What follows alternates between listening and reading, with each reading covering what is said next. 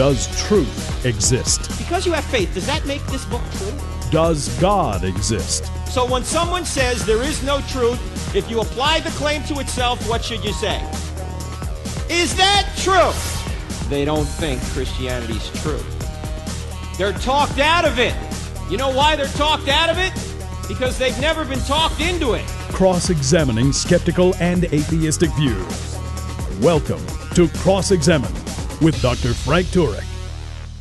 You know, friends, just recently I was reading an ancient document, and it started this way. See if this sounds familiar to you. In the 15th year of the reign of Tiberius Caesar, when Pontius Pilate was governor of Judea, Herod, tetrarch of Galilee, his brother Philip, tetrarch of easy for me to say, Iturea and Trachonitis, and Licinius, tetrarch of Abilene, during the high priesthood of Annas and Caiaphas, the word of God came to John, son of Zechariah, in the desert.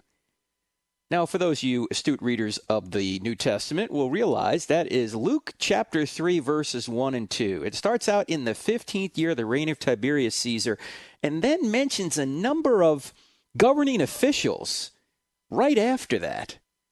Doesn't really sound like this Luke, who wrote this down, is making up a story, does it? It sounds like he has some familiarity with the governing of the area in which he's writing, or of which he's writing.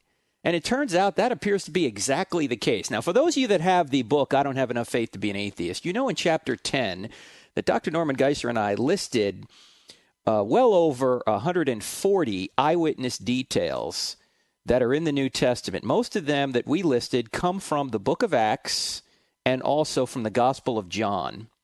And some of these details are, like I just mentioned, Pontius Pilate. These are people that were known at the time, and they were known through other historical writings and even archaeology. For those of you that have listened to this program before, you know, one of the best guests we've ever had on, and we're having some great guests. We had Dr. Ed Fazer last week. Today, we're going to have Dr. Tim McGrew on. And for those of you that know about Dr. Tim McGrew, he's been on the program, I think, 3 times before. We had him on over Easter talking about the evidence for Jesus being alive. We've had him on twice before that to talk about undesigned coincidences in the New Testament. These are things that the average reader doesn't see unless you know something about history, unless you know something about the first century. And Dr. McGrew, being an expert in these areas, is going to enlighten us on some of the amazing evidence that you find sitting right there in the text, just waiting to be recognized by you if you have the historical background. And let me ask you this before I get to Dr. McGrew. How many of you out there who homeschool your children have them read Josephus? Well, our guest today, Dr. Tim McGrew, has his daughter read Josephus in homeschool and write reports on it. You go, who's Josephus? Well, we'll talk about it today. So my guest is Dr. Tim McGrew. He's a professor at Western Michigan University, and it's a great pleasure to have him on. Tim, thanks for being on the show again. Thanks so much, Frank. It's great to be back. Hey, Tim, this passage here in Luke chapter 3, verses 1 and 2, the one I read at the top of the show. Mm-hmm. Tell us a little bit about that, would you? Well, it's a wonderful passage because he's nailing down so many different things there. He's talking about the beginning of John the Baptist's ministry. That's the time he's trying to start with. And we know that Jesus' ministry came right on the heels of John's ministry. John had a public ministry stretched over maybe less than a year, and then he was imprisoned by Herod Antipas. But here's the really interesting thing about that. Actually, there's so many, I don't know which to start with first, but start with in the 15th year of Tiberius Caesar. Mm-hmm. Okay? Now, as the Jews count years, that would mean 14 plus something. So in the 15th year, like we would say that a newborn child is in his first year. So when did Tiberius begin to reign? Well, you can date that from 2 times. You can date it from the time when Caesar Augustus died. That would be the year 14. Or you can date it from the year he began to have a kind of co-regency with Augustus. That's the year 12, 2 years earlier. Most people think it's probably the 2 years earlier. So what that does is you take 12 and you add 14 and a bit to it, and you're somewhere into the year 26, okay, mm-hmm. AD 26.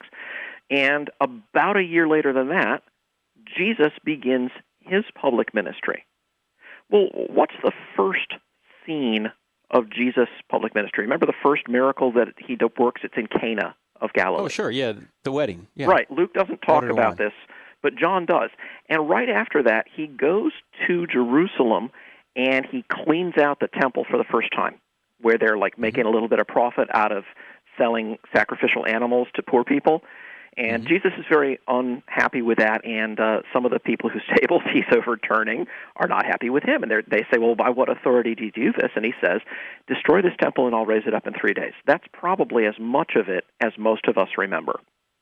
Right. But there's a funny finishing line. In John 2, verse 20, the Jews say to him, this temple's been in the building 46 years, and you say you're going to build it up in 3 days? So there's this strange detail. It's been 46 years in the building. Well, what does that mean? Turns out that in the year 18 or 19, Herod the Great, 18 or 19 BC, Herod the Great began building the temple. The outer works were finished in a year and a half. The courts were finished off in another 8 years, but there was all kinds of other building stuff going on with it that was still ongoing in Jesus' lifetime. So if we check out the year 18 BC, and then we go, using the Jewish method of reckoning, 46 means 45 plus some.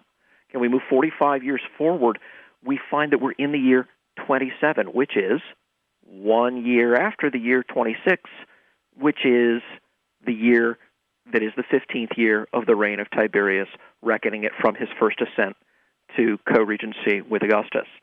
So these two verses, which have nothing else in common, both nail down with a chronological specificity that's really quite remarkable, exactly the right time periods for the spacing of John's ministry and the beginning of Jesus' ministry. You know, I've often heard that this was 29 A.D., but you're saying it's 26 A.D. because of the co-regency? I think that's a plausible way to nail it down. There's basically two broadly plausible ways of doing it. You can say Jesus died in the year 30, or he died in the year 33. And you can make a case for either one. A lot of it depends on how you're going to count the beginning of the reign of Tiberius and whether you're going to use the Jewish way of counting a year or whether you're going to wait until the year's complete to count it. So between those two things and these two verses, you can get one or the other. I'm inclined to go with the earlier dating, but if somebody wants to say 33 instead of 30, it's not worth fighting about. Either way, the two verses come out right in the same zone, and this way they actually come out exactly right. You know, one of the things I say when I do the I Don't Have Enough Faith to Be an Atheist presentation on campus is that when we get to the eyewitness testimony, one of the E's I present is eyewitness testimony. I always say that the New Testament writers put historical crosshairs in the text. And it seems to me that this passage in Luke contains several historical crosshairs, naming all those government officials as one. And then, of course, the 15th year of the reign of Tiberius Caesar. He's certainly not making all this up. But, Tim, you go into a lot more detail even than that in analyzing this because you're well-versed in Josephus. Tell our listeners briefly who Josephus was and why he's an authority on this period in Palestine. Sure. Josephus was a Jewish historian who was born in the 30s A.D., so born just, within the decade after the crucifixion of Jesus. And he was an active participant in the Great Jewish War when the Romans surrounded and besieged and ultimately sacked and destroyed Jerusalem in the year 66 to 70 A.D. He was on the Jewish side. He was a Pharisee. He was a priest of the high priestly caste from the first course of the priests. He's got quite an interesting biography that he's written up. But he got captured by the Romans, and he actually switched sides and became a translator for the Romans. When he was imprisoned by the Romans, he prophesied that the Romans would, not only the Romans would win success, but also that the Flavian dynasty would come to power in Rome itself. And when Vespasian became emperor, that was taken as a sign that Josephus had been onto something, and so they not only released him, but they honored him, and they paid his dues for writing a long history. And so that history then enables us to get a Jewish view of the first century, and that's what makes Josephus such an excellent person to talk to. We're talking to Dr. Tim McGrew, and you're not going to believe the tapestry of Scripture when we come back from the break, because there's evidence in there that you don't see unless you know history. Dr. Tim McGrew will tell us about it right after the break. Don't go away.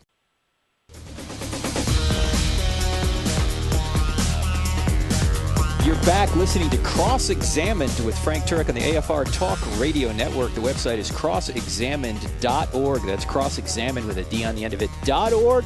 We present evidence for Christianity. We cross-examine ideas against it. We go to a lot of college campuses, high schools, and churches. We're also on TV, DirecTV, channel 378, which is on Wednesday nights at 9 p.m. and 1 a.m. Eastern Time. It is also on Saturday nights at 10 p.m. Eastern Time. That's DirecTV channel 378. And look, if you don't have DirecTV, no big deal.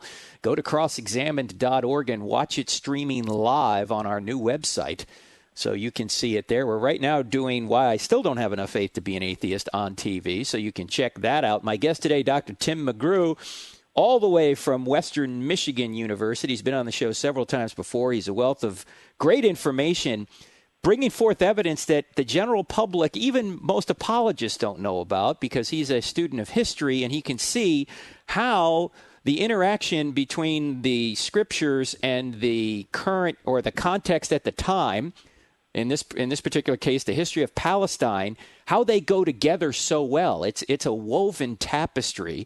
And Tim, you talk about the fact that the New Testament documents understand the complex political history of Palestine, the groups in Palestine at the time, including the Jews, the Samaritans, the Romans. They portray the Roman authorities correctly. They portray the Jewish authorities correctly. And they also portray particular events correctly. So let's spend a little bit of time going through this. You mentioned Josephus. You were about to finish your thought on Josephus. What did he write for us, and why is it considered authoritative information on the first century Palestine? Well, simply because he's a first-century author. So he lived through some of the events he recounts, and he lives pretty close up to some of the other events he recounts. He gives us a connected history of the Jews called the Antiquities of the Jews, referred to as just Josephus' Antiquities. And in that, he tells the history of the Jews from a Jewish point of view, going all the way back to the beginning and then moving forward into the period covered by the New Testament. So when you get to Josephus' books, 15 to 20 of the Antiquities, you're in the zone for the kinds of things that come up and get mentioned in the New Testament, particularly books 16, 17, and 18 are really, really key. And that's why I had my daughter read them, because you find out a lot of things that the New Testament authors don't even say, but they show awareness of them by something they mention in passing, and you get the fuller picture when you read Josephus.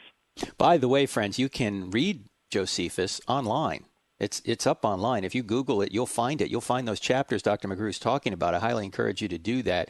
Go give us some examples. Let's start with the most skeptical view out there, Tim, and that is, the gospel writers were just first century novel writers. It's mostly fiction. And I know you don't buy that. Why not? Well, how do you go about assessing a claim like that? You look at the actual stuff they wrote, and you try to say, does this read like people who are just using some broad things like, the Roman Empire exists, there's a city called Jerusalem, as a framework for the story they tell? Or do they show awareness of the details of the history that shows that they're right up next to the facts? The more of that you get, the less plausible they're writing a novel kind of perspective becomes. And it turns out that if you start looking, you find this all over the place. Let me just give you some idea of how this works. So the New Testament starts with the birth of Jesus, and it runs through the founding of the church. And so we see that, and then Acts takes us, out to the point where Paul's at Rome. Let's just take that period between, say, the year 6 B.C., maybe the year that Jesus was born, and about A.D. 44. Turns out that's an important date. Here you got 50 years. And that 50-year period is incredibly complex. It begins the whole area of Palestine as one united kingdom under Herod the Great. We find this out in Josephus. We can read all about it in Josephus. Matthew just mentions, right, Matthew 2, verse 1, that it was in the reign of Herod the Great that Jesus was born, the wise men came. But then he dies, and it's all divided up into these little tetrarchies and ethnarchies, and that's alluded to briefly both in Luke 3, 1 and 2, which you just read, and in Matthew 2, 22. But then the guy who's in control in Judea, which is now just one part of that, gets sacked for mismanagement, and instead of putting somebody else in as a new tetrarch or ethnarch, they send a Roman governor. So part of this area is still ruled by these little petty kings, and one part of it is ruled by a Roman governor. And then it's all reunited into a single kingdom again under Herod Agrippa I, who is mentioned in Luke 12:1. He's mentioned in Luke 12:1 as a king, which he was, exercising power in Judea, which no one for the previous 30 years had done. And never was there a king in Judea again after his death, but for 3 years at the end of his life, he was king. And then the whole area is reduced to the level of a Roman province. Now, what year? All of this by the year 44. So it's going through all these changes, and it's really, really hard for somebody who didn't live through it to follow all the ins and outs of this. But the New Testament writers, they walk through this without ever setting a foot wrong. So Herod the Great dies in what year? 4 BC? 4 BC. Okay, so one of his sons, Archelaus, takes over and then is sacked in about 6 AD, correct? Right. He takes over in Judea, but not in the other provinces. This is why Mary and Joseph and the infant Jesus can go up into Galilee, and it's not under Archelaus' control. It's under Herod Antipas, his younger brother. Right, and he does that because, as you said on this program before, Archelaus slaughtered about 3,000 people in the temple during Passover. Within like a couple of weeks of taking control in Judea, that's right. It was not an auspicious beginning. Okay, so then a number of years later, 10 or so years later, according to Josephus, he's exiled to France, current-day France, and you're saying then who governs it from 6 A.D. to, when does the next Herod take over as king for 3 years? He gets in the year 41. 41, so okay. So through the period of Jesus' life, Judea is under the control of procurators. So it's Valerius Gratus and his successors, culminating in Pontius Pilate in the New Testament period. And then after Pontius Pilate, you find Felix in the book of Acts, and then Porcius Festus takes over, again, in the book of Acts. So you see these guys coming and going, and it's interesting because we know something about them from other sources as well. But what makes all of this so hard for a forger to try to make anything of is that because Palestine was never conquered, they invited the Romans in. A large portion of the populace said, "Oh, please come and make us part of your empire." The whole period is not only complex in terms of who's in charge where, it's also complex in terms of the actual political situation. So, for example, there's a double system of taxation.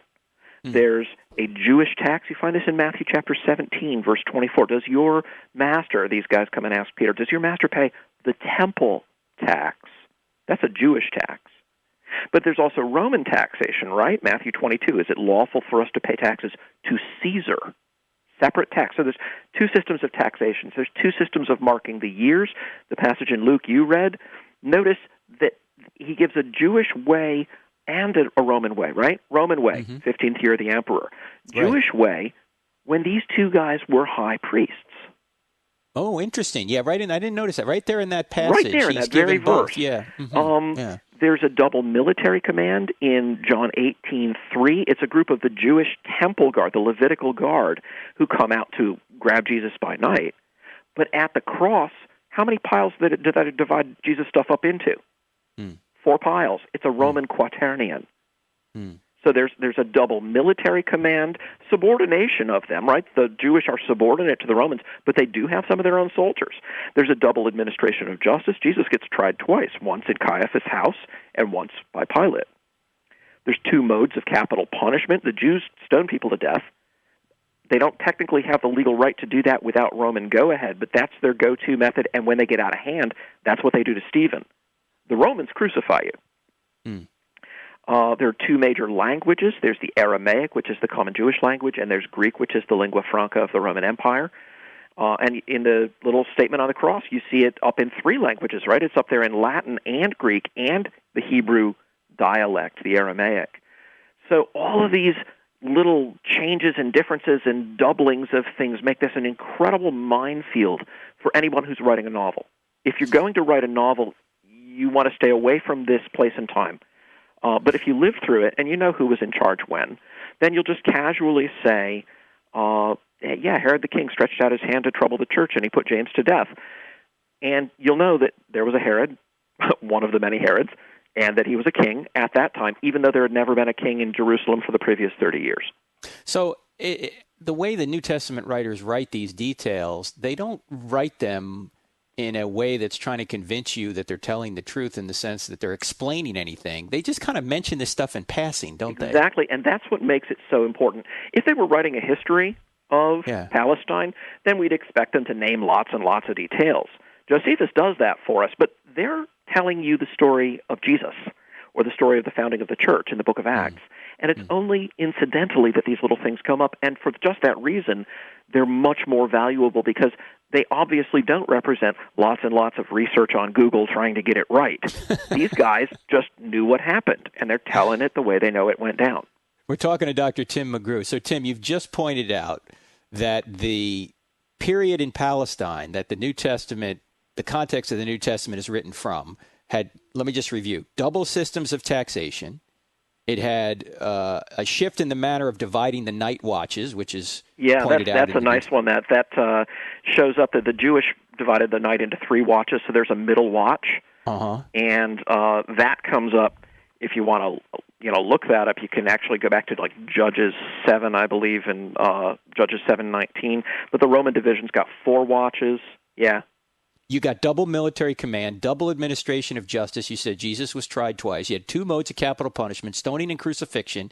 You had 3 principal languages used. Well, 2 mostly in the area, but then you had the Latin on the cross. And all this is in the New Testament sort of without comment. It's just assumed. Yeah. And nobody would know this unless they were there. That is pretty much the point. So these guys get it right over and over again. And at a certain point, you say, okay, you got it right so many times. At what point do we say it's just not fair to say, well, they only got right the things we can check up. Probably they got all the other stuff wrong. Right. Come on. Right. Well, we're going to go into a lot more depth after this next break, as we haven't gone into enough depth already. We're talking to Dr. Timothy McGrew. He teaches at Western Michigan University, one of the few bright lights out there in our secular universities. And he's an expert, as you can see, on history, particular history in first century Palestine. So we're going to talk about how the New Testament talks about or depicts the Jews, the Romans, the Samaritans. We'll look at other details in Matthew, Mark, Luke, and John. And we're going to see this tapestry known as the Bible has so much evidence behind it if you just know a little bit of history. It's quite affirming. I'm Frank Turek, back in just 2 minutes. Don't touch that dial.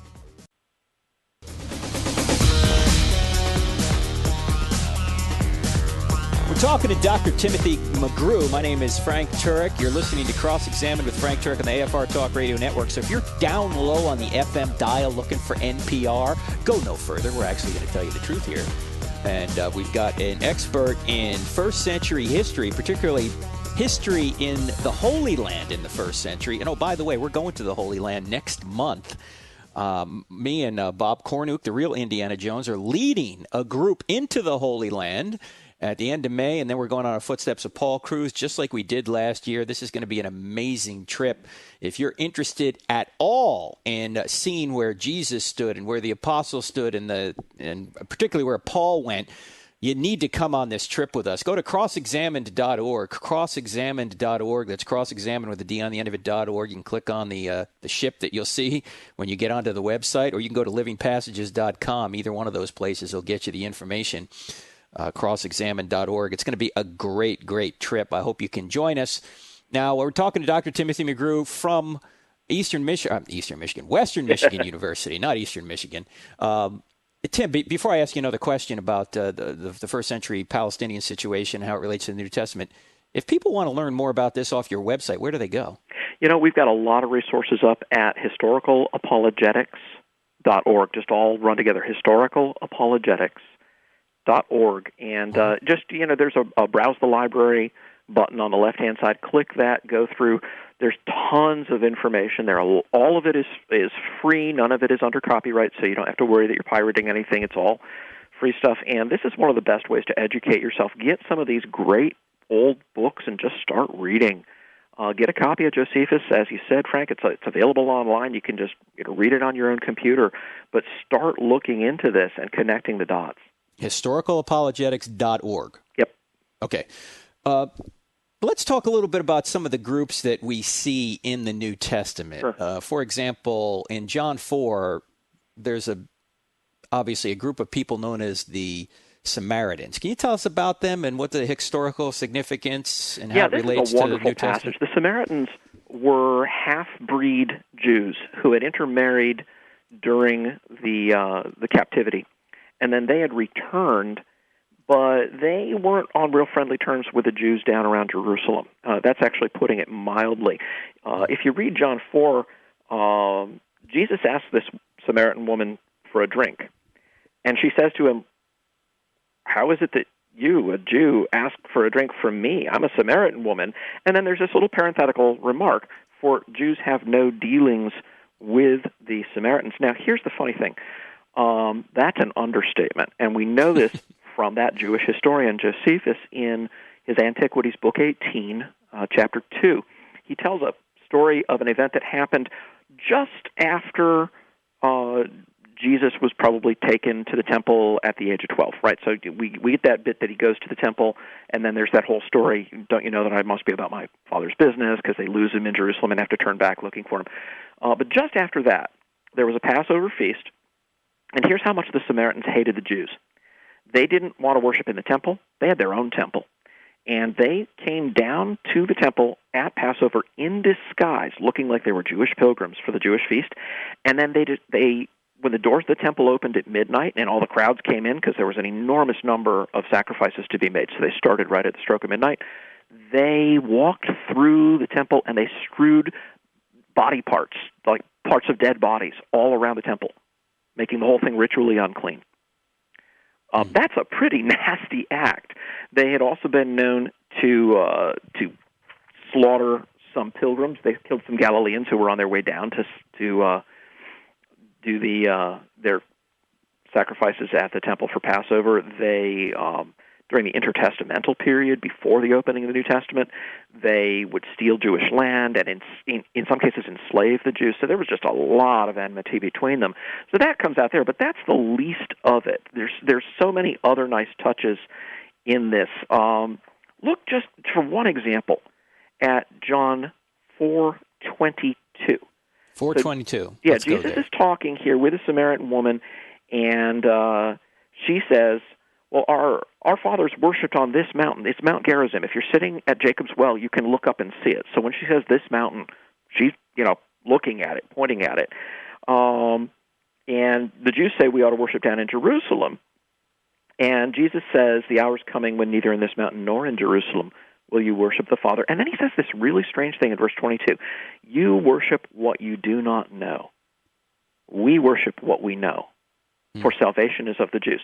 Now, what is that? Is that just a little bit of, in-group chauvinism on Jesus' part, or is there something further behind it?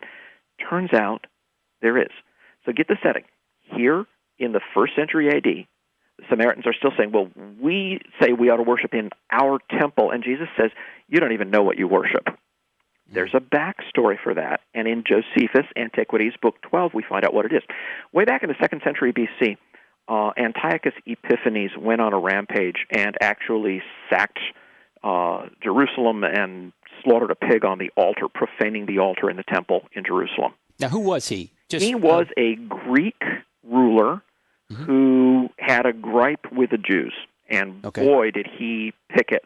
Well, it turns out the Samaritans realized that he was serious about doing damage to the Jews, so they wrote him a letter, which we have at least a sort of summary of in Josephus. And here's what their letter says. "To Antiochus the god," because he called himself the incarnation of Zeus. And then it goes on to say, basically, we're not Jews. We don't worship in Jerusalem. We have our own temple. And to show you that we want nothing to do with the Jews, we would like to dedicate our temple to the god Jupiter. Is that okay with you? And he says, "Sure, do it." Now go back to the scene with Jesus and the woman at the well, and Jesus says to her, "You don't even know what you worship." Do you see how that pops out in 3 dimensions now? Right. You guys have so little interest in the worship of God, you're even willing to rededicate your temple to a heathen god just to buy off somebody who's coming around, on a military rampage. That's a telling blow. That hurts. And that was done about 200 years prior. So there's 200 years of history prior to this comment by Jesus. Am I reading this correctly? Yeah, that's almost exactly 200 years before, somewhere in probably the 170s to 160s BC, yeah. Right. That is amazing, that insight right there. So Jesus isn't even supposed to be talking to this woman.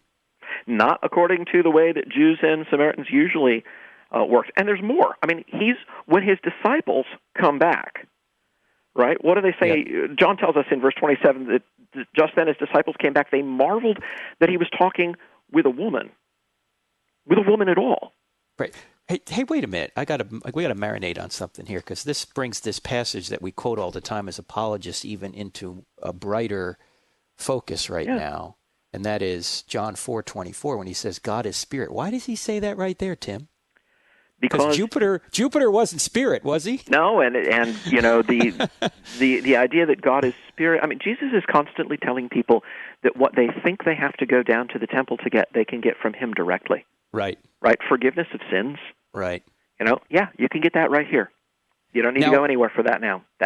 God is seeking people who will worship him in spirit and in truth. Here's Jesus in Samaria talking to a woman who's living with some guy who's not even her husband, but he's talking to her seriously and says, God is seeking people who will worship him in spirit and in truth. Man, he knows where the people are who, sinners though we all be, will turn to him, will hear his voice. So all these insights that you've gotten just from, say, this passage, you got from reading Josephus and putting two and two together. Yeah, and reading other people who had read Josephus and had already put it together. So I wish I could claim that I got all these insights on my own, but actually there are a lot of smart people who've done a lot of this before, and reading some of their books is a good idea also. I know some of our listeners are going, well, what are those books, Tim? Yeah, I would recommend... What are they? There's a New Zealand classicist named E.M. Blakelock, Blaiklock, and he wrote a couple of books, The Century of the New Testament, the Compact Handbook of New Testament Life. He's got wonderful insights. He's a sort of historian by inclination, classicist by training, and he really makes it come alive. There are also some books by, I think, is it Paul Barnett? Right. A couple of books behind the scenes of the New Testament. So he's got some good stuff like that. I would recommend that you look for those. If you want some older books that are available free, I will give you some that you can post on your website links to, and people can download them for free. Well, you have them on Historical Apologetics, don't you? I have some of these on that site, and we're expanding it all the time. But I got to tell you, I've got stuff that you can't find anywhere else. Stuff that I've scanned myself because neither Google nor Microsoft has gotten around to it. So we've got lots of stuff. Yeah. Well, what are the PDFs you currently have on Historical Apologetics that relate to this background information of the New Testament? One of the best ones would be Nathaniel Lardner's Credibility of the Gospel History. In his collected works, it fills 4.5 volumes.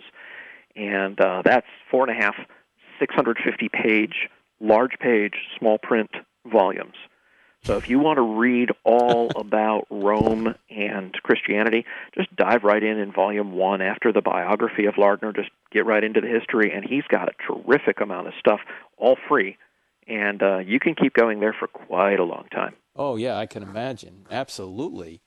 Now, the Samaritans were one group of people. Also, depicting the Jews is another.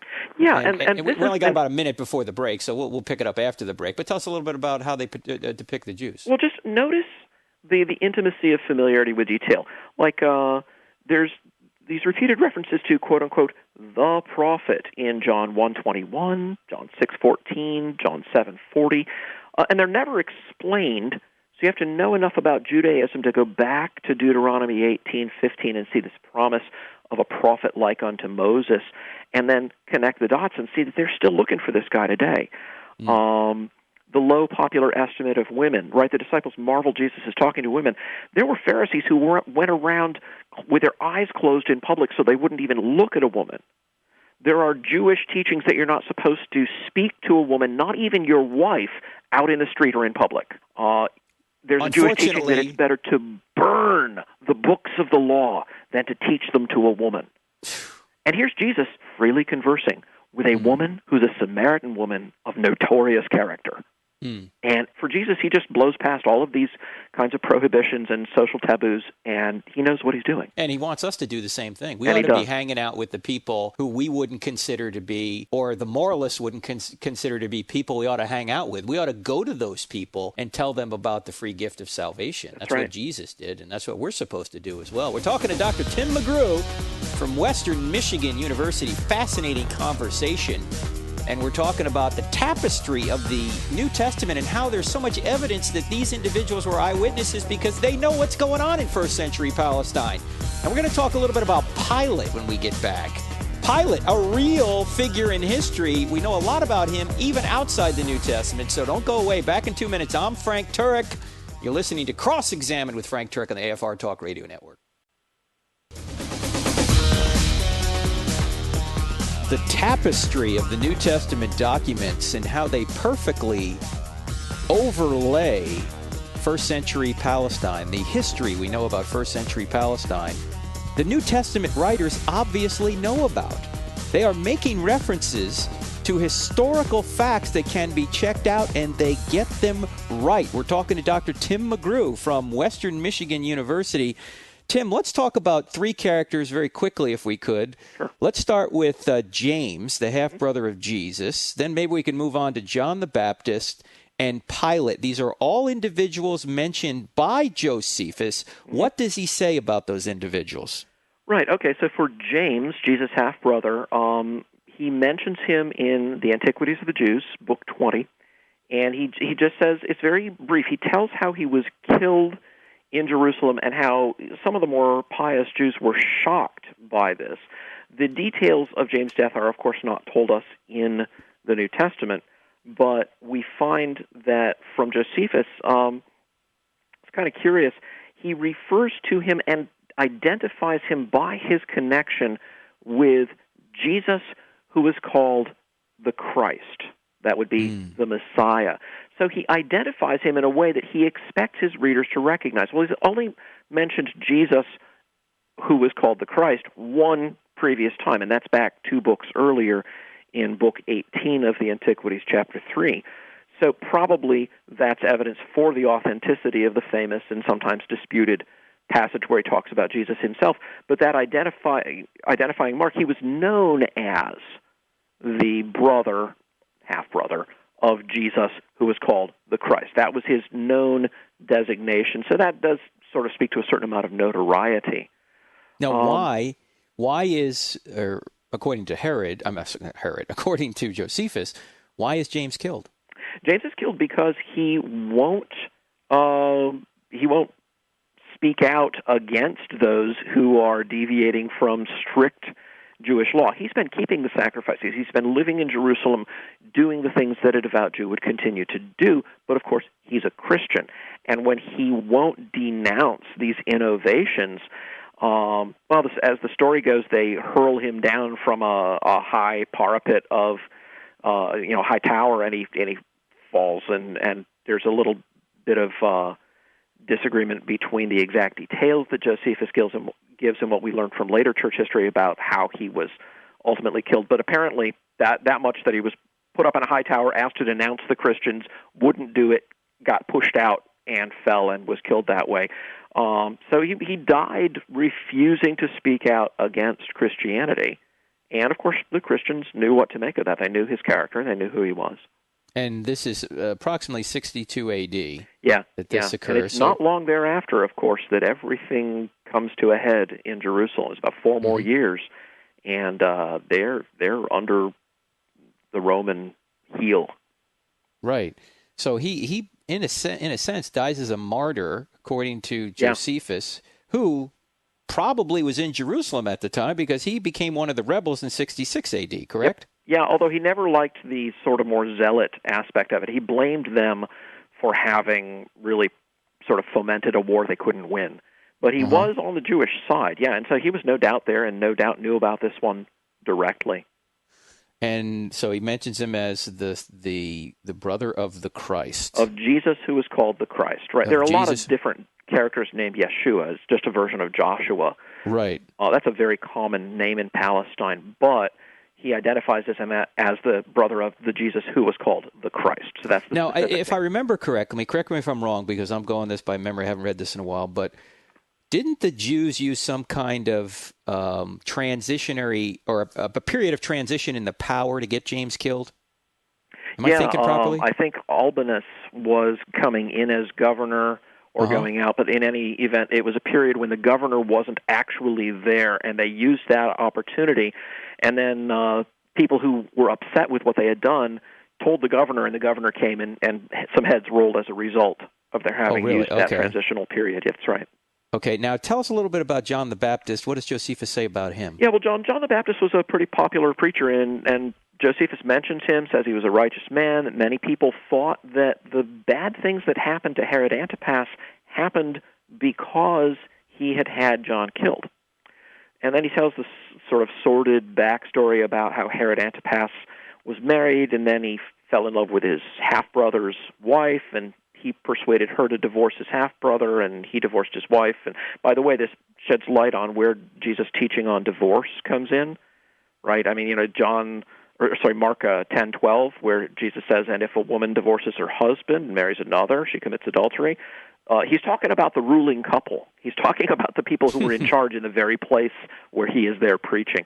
But it's interesting, Josephus, who's not real close to that particular thing, just says Herod was afraid that maybe there would be an uprising centered on John the Baptist. He was very popular. Matthew chapter 14 tells us with more detail about the circumstances of his death, and that it was really Herodias, his new wife, who was angry at John because he kept on saying that it wasn't lawful for them to be married. She requested it. And the funny thing about that is that we know from Luke 8:3 that the Christians had good sources of information. They had sources inside of Herod's household. Herod's household manager was the husband of one of the women who ministered to Jesus and his followers. So this is a case where Josephus makes an educated guess, not a bad guess, but the Christians actually have better information about what's going on, and so we can actually see a good historical reason to take more seriously what they say about Herod's motives than what Josephus says. And don't we learn who the daughter of the stepdaughter of Herod was from Josephus? Yeah, Herodias' daughter Salome. So we get her name there, and we find out a little bit more about her and the whole sort of sorry, nasty situation. See, Herodias had been a Jewess, and was, and so it was against the laws of her own country for her to divorce her first husband. So no doubt she just got a Roman divorce, and so it's kind of a soap opera thing. The Herod family is like that. So among the New Testament characters mentioned by Josephus, you've got Jesus, you've got James, his half-brother, who dies as a martyr in 62 A.D. in the very city Jesus is supposed to have risen from the dead in. You've got John the Baptist mentioned, and you also have Pilate. What does he say about Pilate? This is really interesting. We get a lot of information from Josephus and from another Jewish writer of the first century, Philo of Alexandria, about Pilate. We learn he became governor just before the beginning of John the Baptist's ministry, so he had not been there a long time. And he lasts about 10 years. From Josephus, you find out that Pilate did not get along with the Jews. He was a proud man, he was a stubborn man, he resented the obstinacy of the Jews, and he was constantly provoking them. So, for example, Josephus' Antiquities 18, Chapter 3, just before the section that talks about Jesus, you learn about how Pilate brought the Roman insignia with Caesar's image into the city of Jerusalem by night. And the Jews felt that this was, in effect, a slap in the face to their second commandment about no graven images. And so they, he had sent these into Jerusalem, but he was over in Caesarea, so they came out to Caesarea where he was to protest. And it ended up in a 6-day standoff where finally he said, I'm just going to kill you. And they threw themselves on the ground and said, it's okay, kill us. We're prepared to die rather than to stop our protests. And at this point, Pilate, stubborn though he is, realizes that if he has them killed for that, it won't go down well in Rome when the news gets there. And so he relents and he backs off. But he's not happy about it. Philo, this other Jewish author, Alexandria, slightly older contemporary of Jesus, talks about another situation. Pilate had some votive shields set up in the palace of Herod in Jerusalem. They didn't have images on them, but they had some inscriptions. And so he's got these shields set up there in private quarters where nobody has to look at them, but some of the Jews hear about it. And, they get angry, and they tell him that they want him to take them out. And he says, no, I'm not going to do it. So they write, and this is an important point, they write to the Emperor Tiberius. Mm-hmm. And Tiberius is ticked off. And he writes a letter back to Pilate saying, you take those blankety-blank shields down off the wall. What are you doing, provoking these people? Mm-hmm. He's just reproaching him and reviling him in the most bitter manner, says Philo, for his having done this. He also grabbed the temple treasury money and used it to build an aqueduct, and the Jews were furious about this. On that occasion, Pilate had his soldiers kill some of the Jews. That may be the famous occasion that got the sort of riotous reaction was put down so violently. It may be what was remembered in Luke 13:1, where it says Pilate mingled some of the blood of the Galileans with their sacrifices. Mm-hmm. Hard to say for sure, not enough detail, but that may be the occasion. But now, take all of this, put it in context, come up to the trial before Pilate, and what do the Jews say? It's a very, very shrewd thing that they say to him. They say, you're no friend to Caesar if you let this guy go, right? Right, you are no friend of Caesar's. And that's just the canniest charge they could have made. Mm-hmm. That's really the John 18:12. They're challenging him with making himself a king. That's an imperial offense. And saying he's not Caesar's friend. Well, he's already had one run-in with the Jews where Caesar got pissed off with him, so this would make sense. Mm-hmm. There's one little other detail. I'll just close with this thing about Pilate. You notice in Matthew, Pilate's wife is with him because she sends him this message saying, don't have anything to do with this man. Now, here's a really funny thing. The Emperor Augustus had said, if you're going to be a governor in the provinces, you cannot take your wife with you. So it would seem like the gospel authors had made a mistake. Maybe Matthew's just wrong. But it turns out that after his death, that was widely disregarded. And in fact, in the Roman Senate, 7 years after Augustus' death, somebody raised a proposal, hey, let's start enforcing that prohibition. And he gets voted down.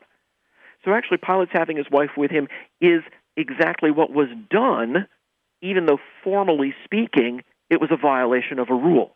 It was a rule they weren't enforcing. Rules they weren't enforcing. Now, who knows about rules that were on the books but weren't being enforced? You'd really have to know an awful lot about the ins and outs of it, or just live there and really be there and be an honest reporter of what you know. Amazing insights, Dr. Tim McGrew from Western Michigan University, historicalapologetics.org. Check it out. Tim, thanks so much. Oh, thanks for having me, Frank. Hey, we're going to have Dr. Tim back again because just great stuff. I'm Frank Turek. Crossexamine.org is our website. See you next time. God bless.